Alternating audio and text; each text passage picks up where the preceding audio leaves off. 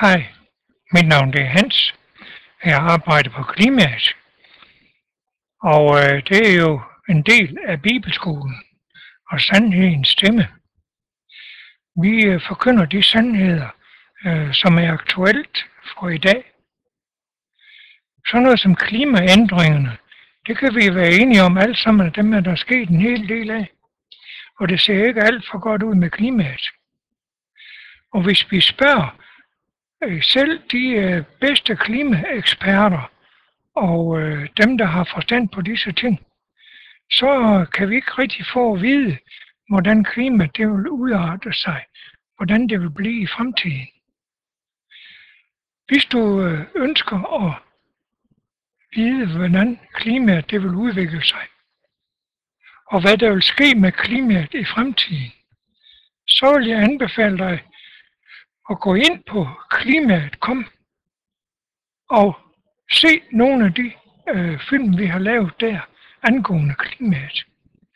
Og der er der også mulighed for, at du kan bestille en video eller en DVD, som spiller i 3,5 timer, som fortæller dig om, hvordan klimaet det vil udvikle sig. Ørkenen, der vil brede sig. Den har bredt sig til rigtig mange steder rundt omkring i verden, men den vil brede sig endnu mere. Og der vil også blive tørke, og måske endda en form for ørken her i Danmark, som vi slet ikke tror, der kunne ske. Men alt sammen vil det ske på grund af, at vi mennesker, vi ønsker ikke at følge Guds anvisninger. De grønne træer, de vil forsvinde.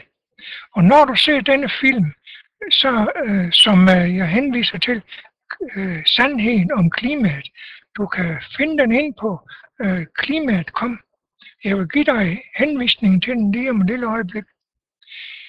Når du ser den film, sandheden om klimaet, så vil du blive klar over, at både klimaforskerne, politikerne, de har set i en forkert retning. Det er en helt anden retning, vi skal se i, for at komme til at kende sandheden angående klimaet.